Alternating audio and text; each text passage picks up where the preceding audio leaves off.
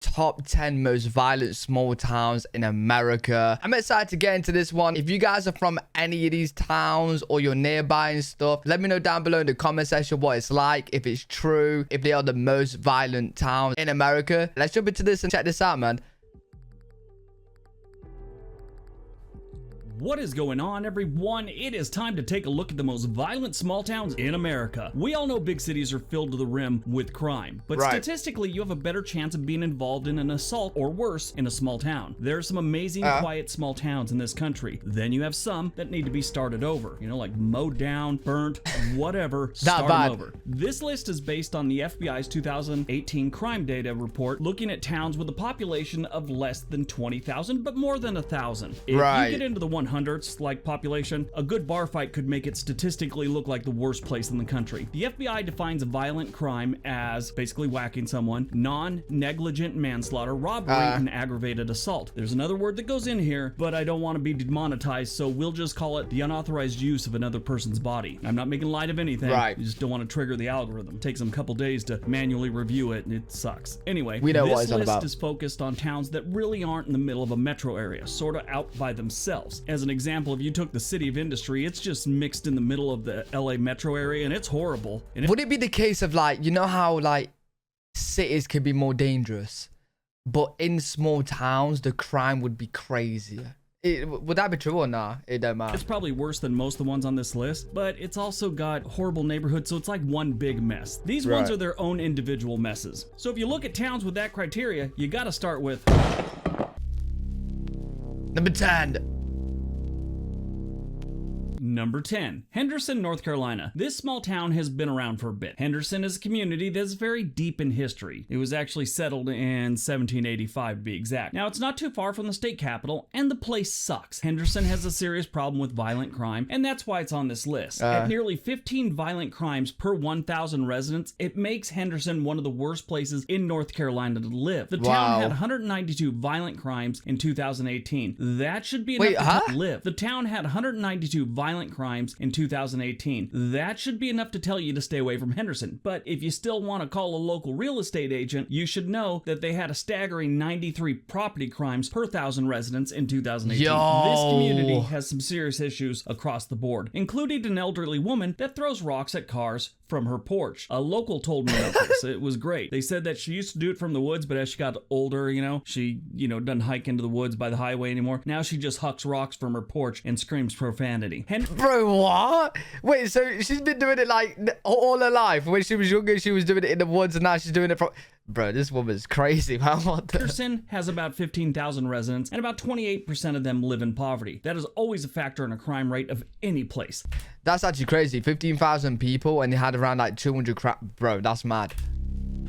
In a year. Number 9, Columbus, New Mexico. The small town of Columbus, New Mexico shares a border with Mexico, and you don't want to live there. I would suggest not even driving close to there. In recent years, Columbus has been a hotbed of organized crime, where there's an estimated 15% of the 2,000 person population may be involved in illegal activity. Serious legal activity, not counting like dudes and Daisy Dukes. We're talking real crime, like drug smuggling. Drug smugglers have made Columbus their home. Listen, this is a no-brainer. If they share a border with Mexico, right? That's a no-brainer. You could put two and two together and be like, yo, if I'm only going here to to get in a crime life, I've been watching too much Narcos. Town's small police force is scandal-ridden and constantly in disarray, and disarray is being generous. In March, the mayor of Columbus, the town's police chief, and a village trustee were among several city officials indicted for trafficking firearms to Mexico. Like I said, don't move here. Yo, that's mad. So you're telling me the people in charge of this place is involved with smuggling? Okay. Okay, nah, I'm passing on this. Violent crime rate is about 18 for every 1,000 residents. Mad. Number 8, Dillingham, Alaska. In 1881, after the United States purchased Alaska, the United States Signal Corps built a weather station near where Dillingham is today. The Arctic Packing Company came in and built its first cannery in Bristol Bay right there in 1883. It's just across the river from the site of modern-day Dillingham. Operations began the following year with a pack of 400 cases of salmon. That's it, not many. By 1903, there was a total of 10 canneries they'd built along the river, including 4 within the current city limits, and produced as much as 1 million cases of canned salmon. Most of these canneries were closed for a variety of reasons, including coastal erosion. And there is really nothing else to talk about when it comes to Dillingham, other than it's a great place to stay if you have a bail bondsman looking for you. Oh, wait, bro, this can't be the place. If this is the place, I see why people were staying. Oh, and one other thing. They apparently don't mind assaulting each other. They have just over 2,000 residents, and last year, 38 of them were assaulted in one way or another. 19 violent crimes per every 1,000 residents in Dillingham, Alaska. That's actually crazy when you think about it, right? Because their population's 2,000, yeah? So exclude all the elderly. Unless the elderly are getting down and fighting, I don't know. Some crazy grandmas running around. Exclude all the really young kids, and then you probably got what, like, you'd say like 1,000 like people that are able to fight, maybe a little bit more. Bro, people's schools have more than that. So you're telling me 38 assaults are happening in that year with the same amount of people as like some people's schools? I can't think of a reason to move there, honestly. I mean, you also got to worry about being trampled by a moose. That's a real worry in Alaska. I kid you not. Is that actually? What, being trampled by a moose? Number 7, Lumberton, North Carolina. The city of Lumberton... Bro, what's going on with North Carolina? What's going on? You guys have 2 towns in the top 10 already. Was created by an act of the North Carolina General Assembly in 1787. So it's been around a bit. Actually, Napoleon was 18 when the place was settled. The town was only 20 years old when he started wearing his hat sideways. What I hate about this place, and yes, I've been there, it looks like a really nice town. Right. Homes are well maintained, streets aren't dirty for the most part. They have an incredibly green building. You know, the place is nice looking. They just have crime issues that nobody can fix. In Lumberton, 35.1% of the population is living below the poverty line, and they have had serious drug problems for years. Yeah, that's why there's a load of crime then. 35% of the people living below poverty? Okay. Between April and June of 2017, 3 young women were murdered in the same area. Nobody's been arrested. They don't know what's happening. The overall crime rate in Lumberton is... Bro, now they have a serial killer on the loose and hasn't been arrested? Yo, stay clear. Bro, stay clear. Is 51% higher than the national average. There's 22 violent crimes for every 1,000 residents in Lumberton. Mad. Number 6, Doniphan, Missouri. Doniphan is in the middle of freaking nowhere, but about 2,000 people call it home, and they don't really seem to mind, I guess. They don't really seem like where. But about 2,000 people call it home, and they don't really seem to mind, I guess. They don't really seem like they're leaving. They don't lose people, they don't gain people, they're just all the same people. It is in between St. Louis and Memphis, almost the same distance, with St. Louis to the north and Memphis to the south. So if you decide you need to get to the nearest big city, your choices suck.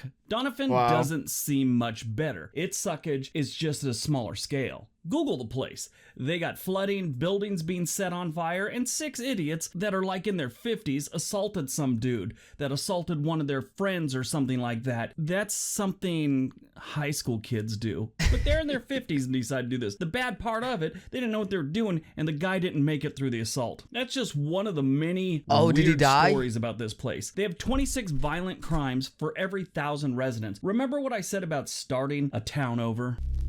Yeah, this would be one. I would if their McDonald's is like the only fast food place and they're always just there. They only just eat McDonald's. Number 5, Osceola, Arkansas. Just up the Mississippi River from Memphis, Tennessee, you have Osceola, Arkansas. Here's the thing with Arkansas. If a city or town isn't in the northwest corner of the state, chances are you're risking your life visiting any town or city. That part of the state is great. The rest of it is always dangerous. Sure, you can find the occasional gem, but most of the places are dangerous, like Osceola. Osceola has more than enough violent crime to go around. Recently, they had a police officer indicted after shooting 2 people during a traffic stop. And in 2017, an officer that had been suspended 4 times, fired, rehired by the Osceola Police Department, accidentally shot a 16-year-old she was chasing. It's just not safe in this town. They have 26.5 violent... How are they going to be suspended 4 times and still let back? Like, where's the rules to the police force here? Crimes for every 1,000 residents in Osceola. It's like they're trying to catch up with Memphis or something like that. Mad. Number 4, Espanola, New Mexico. It is believed that the town that began as Espanola was named by rail workers in the 1800s. At the time of the railroad construction, a small restaurant in the area was nicknamed La Española. This was because of the large presence of Spanish women in the area. You see, they didn't speak the language really well. Right. I think they thought they were saying something else. Anyway, about 10,000 people call this northern New Mexico town home, and they probably spend a lot of time locking doors and researching security systems. I don't want to make it sound like this place is dangerous, but there were safer beaches on Normandy. Yeah, I ain't gonna lie. Wait, did you say safer beaches on Normandy? That's mad. Bro, I was gonna say, this sounds like the Wild... This was like the Wild West, bro. I just feel like you're gonna walk by here one day and then someone's just gonna kick that door in, pull out a rifle or a shotgun and just start firing. This town appears to have never left the most dangerous towns in New Mexico lists. Since they started making lists, they had 306 violent crimes in 2018. That gives them 30 violent crimes for every 1,000 residents. Wow. Number 3, Estill, South Carolina. Yo, I ain't gonna lie, bro. I ain't gonna lie. I've seen quite a few of like videos of like violent towns, worst towns to live in, you know what I mean? So like that kind of like sector, just not the good towns, right? Or states. And listen, you guys gotta explain to me in the comment section, why is it always this area? Like, yeah, we've had New Mexico and stuff, but like we've not had anywhere up here yet, nowhere here. It's just like this area right here. And it's mainly in the videos where I watch where it's like worst states, is like this right here. Boom. And then I watch a video of like why the South is broken, and this is technically classed as the South. Not here. You guys just class this part as the South. Why is the South just crazy, man? Why? Does anyone... I assume that there's people watching this video that live from the South, right? You guys got to explain to me right now what's going on. What is going on? Because in my stream, I know that some people do live in the South, and they said it's fine. Like some videos are over exaggerating stuff. They wouldn't move from where they're living. So yeah, maybe it's just like certain places, man. I know people that live in Florida. I know people that live in Tennessee. Because you guys come into my stream, we just have a chat. If you want to do that, head over there. It's twitch.tv L3WG. It's really fun having you guys in there, so do that. The town of Estill is located in the southern half of Hampton County. Estill was formed in 1900 when they needed a rail line between Augusta, Georgia and Savannah, Georgia. Upon the construction of the rail line, the new town of Estill was incorporated in 1905. Now, if you want to have some fun, well, it's not really fun, it's kind of gross, Google Estill crime. People appear to be getting shot every single weekend in this town, and I think it's one dude, I really do. His police sketches all over the place. I texted a friend who grew up in Hilton Head, South Carolina. It's another world away, but really it's an hour away. I asked him if he knew anything about this town, and his response was, I try not to. Then he texted me back, what the hell is going on in Estill that you're making a list about? I said, violence. He said, oh, well, they got that. He said, the town is like going back in time to the 1940s. Bro, someone's getting shot every weekend? The only thing that doesn't look like it was put there in the 1940s are the cars and what people are wearing. He said everything else is just like it. Buildings that have been standing too long and too empty. It's just, he said it's just a nasty place. Anyway, these people are big into hurting each other. Not all of them, obviously, but they have a good amount of idiots here. You know, in the South, you're always going to have a large majority of a town they're good people. They're good family people. They're good to each other. But for some reason, these towns always have these idiots in there that just make the whole place look bad. It sucks. Anyway, they have 34 violent crimes per every 1,000 residents in Estill. Bro, is that actually, was that over the exaggeration, or was that actually true? Like, someone's getting shot every weekend? Because that's mad. That's crazy. Number 2, Anniston, Alabama, our old friend. If you're... Bro, yet again down here, bro. What's going on?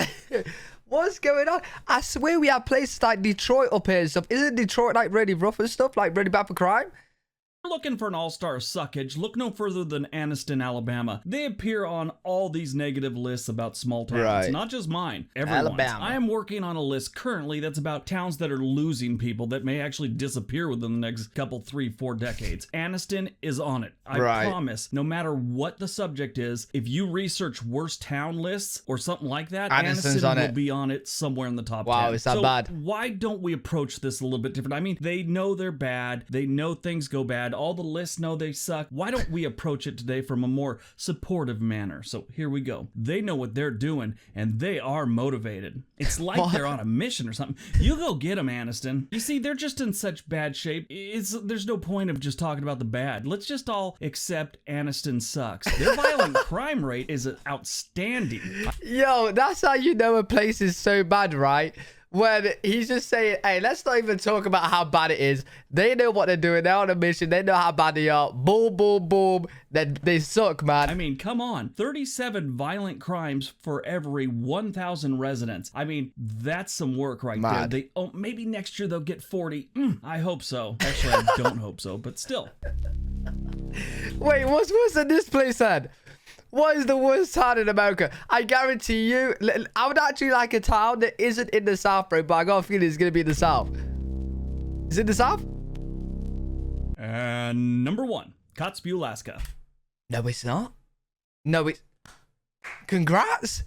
Congrats, it's Alaska. Kotzebue lies on a gravel spit at the end of the Baldwin Peninsula in Kotzebue Sound. Kotzebue served as a trading and gathering center for various communities in the region. It's on a bay with like 3 rivers flowing into it, so it made it easier for the inland residents to make it to town, hence it becoming a trading center. There is no valid reason to live here other than a court-ordered ankle bracelet. And judging from the stats, I would say there's a lot of those people. So these are the things that you can do if you visit Kotzebue, Alaska. And this is on like websites and travel sites that they have. There's the Cultural Arts Center. Okay, that could be interesting. Fishing, I'm down. It's a nice mountain. They have a hot spring and a nature preserve, both great. And then you can finish up your stay with a visit to the Indigenous Peoples Cemetery. In the center of town, this large cemetery contains many decorative spirit houses that have been built over many of the graves here. You know, nothing's more satisfying than after a long day of not working than sitting on your porch, having a drink, chewing on some whale blubber, and watching tourists stomp all over the graves of your relatives. Sounds like a good time. When these people aren't trying to turn a dime on the back of their dearly departed, apparently they commit violent acts against each other. And not all of this can be attributed to drinking. Kotzebue, Alaska is a damp community. This means you could bring into Kotzebue alcoholic beverages for consumption if it's in properly labeled containers and it's within your monthly limit. You have a monthly limit here, okay? It is a felony offense to manufacture, sell, possess, or barter alcoholic beverages. You can't trade a beer for like someone fixing your tire or something, I guess. Anyway, this year they're projected to have 121 violent crimes. This city barely has 3,000 people. What? Bro, 3,000 people and there's 100 something.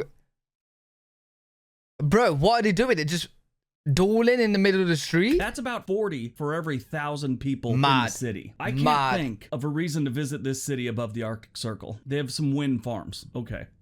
I don't know. Bro, they're literally doing duels in the middle of the street. Like, how else are they getting these numbers that high? From Kotzebue, Alaska. And that should be pretty easy because it's kind of hard to get there. Wow, that's mad.